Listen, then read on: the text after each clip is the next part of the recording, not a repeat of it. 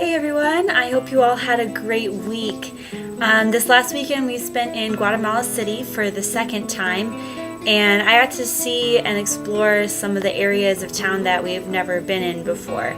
We went to the city dumps and the cemetery, and I'll be talking to you about stuff I learned there about the city. But before I can really talk about what I learned in Guatemala City, I'm going to have to talk about the Civil War here in Guatemala and what kind of brought it about and why it's important to us today. What are the effects today?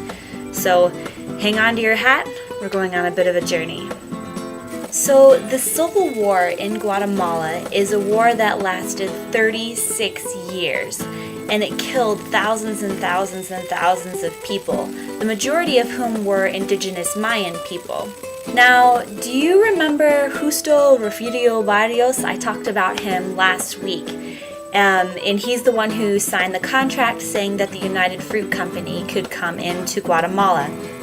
He died in 1885. So if you fast forward like 75 years, the United Fruit Company is not only still in Guatemala, but it is the largest land-owning company in Guatemala.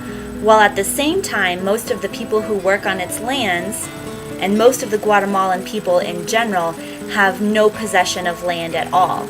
So Guatemala democratically elected by 85% a new president named Juan José Alvarado. Now this guy had some ideas that he wanted to put into practice. So one of these ideas that he had was to buy some of the unused property from the United Fruit Company and then later sell it to the poor people of Guatemala who had no land. The United Fruit Company didn't like this idea very much, and when they protested, the new president and the government that was there basically said, well, you don't really have a right to be in our country anyway, and tore up the contract from Barrios. As you can imagine, the United Fruit Company was pretty upset that they just got kicked out of Guatemala. So they went to the United States, where some of the high-up people in the United Fruit Company were friends with some of the people high up in the government of the United States. Now, all of this was happening during the time of what is called the Red Scare in the United States. This is a time when the government of the United States was very afraid of communism taking over the world, and they tried to shut down everything and prevent everything that they looked like communism. So when the United Fruit Company came to the United States government and said, this man is taking away our lands and giving it to the poor people of Guatemala, the United States said, that sounds a lot like communism, and decided to interfere. They demanded the resignation of the president and supported a military coup d'etat, which is kind of a way to say that they overthrew the government of Guatemala. They replaced him with a military dictator by the name of Carlos Castillo Armas. So Carlos ended up taking away all the land that had been given to these people, forcing them to leave their new homes and giving the land back to the United Fruit Company. These Guatemalan people who no longer had a home ended up moving to the cities or moving to slum communities just outside of the cities for the majority of the cases.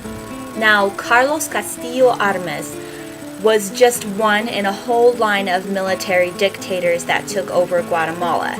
Therefore, vast amounts of people, especially educated people, ended up going what they called disappeared. Basically, they were kidnapped by the government because they were suspected of or actually were involved in something that was considered against the government. This led to some of the people who were very unhappy with the situation and the oppression that they were receiving to rise up in guerrilla warfare. So basically, the government military of Guatemala went out into the countrysides trying to get rid of the guerrillas and ended up literally wiping out entire communities for doing something as simple as being suspected of giving food to the guerrilla military soldiers. There are some people now who would actually say that the Civil War in Guatemala was a genocide because over 85% of the people who died during this time in the warfare were Mayan people, and many of them were women and children and old people who obviously weren't fighting. This 36-year-long civil war just racked the entire country, basically destroyed it from the inside out. The effects of this war can still be seen today. There are a lot of people who are scared And on top of that, there's things like the slum communities still exist. So this weekend I actually got to see some of those effects that still exist from the war. So this weekend in Guatemala City, the first place we visited was the FAFG, the Forensic Anthropological Federation of Guatemala. And I talked about this just a little bit last week, but this organization is dedicated to uncovering the bones from the mass graves of the people who died during the Civil War. They then use DNA testing and other forensic identification to place these bones back in the hands of the families who lost these people. So then we went to the cemetery, which is not like a cemetery here in the United States. In Guatemala, as part of the beliefs, people are not buried underground. They are buried in a crypt above the ground. So like you can see, this entire wall right here is filled with crypts of different families with the bodies of people that are there. The cemetery butts up right against the edge of what is the Guatemalan city dump. At one time, this dump was in the outskirts of the city, but as the city grew, it kind of grew up around the dump, and the dump is now basically in the middle of the city. The effects of the Civil War can kind of be seen here in the dumps. As the people fled from their homes and moved to the cities, many of them couldn't find a good paying job, so they ended up scrounging through the trash in the dumps, trying to find things to recycle for a little bit of money. And that still goes on today. One of the next things our group did was we watched a movie called Reparando, which means repaired. I've actually included down below a link to a trailer for this movie on YouTube, as well as the official site where you can download this movie for your own personal use. Now, this movie specifically talks about one of the largest slum communities in all of Guatemala. It's called La Limonada, or the Lemonade, and it's just in part of Guatemala City. It's one of the most dangerous areas of town because there is so much gang violence that goes on. The movie focuses in on two people, Shorty and Tita, who are going into this community and helping people better their lives and to give people hope who live in this community. Our group actually had the privilege of personally meeting Tina and Shorty on different occasions this weekend as well. They came and spoke to our group and talked about the different projects that they're working on and the vision for what they have for this place, La Limonada. They also talked a lot about the pain and the hurt that exists in some place like La Limonada.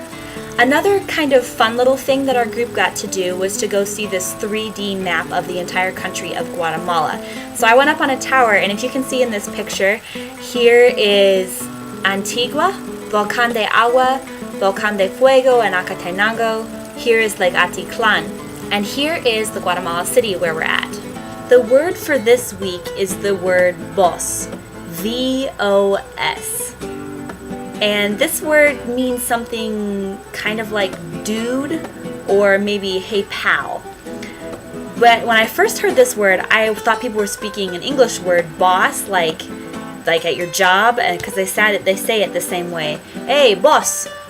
Guys here in Guatemala, men, almost never ever to refer to each other as tú.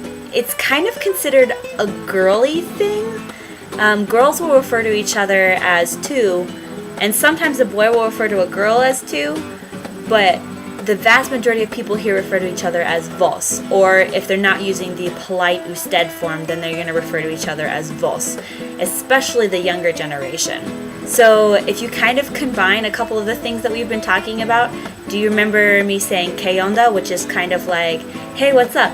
So you can say, ¿Qué onda, vos? What's up, dude? So now you know probably the most common Guatemalan, authentically Chapin greeting that there is out there. So that's it for now. This weekend was kind of a big, like pensive, very thought-filled weekend for me. This next weekend will be the first time I'll be in Antigua for a weekend in like a month. So I'm excited just to be able to spend a weekend here and get to see the things and the people that I love. Until then, I'll talk to you later.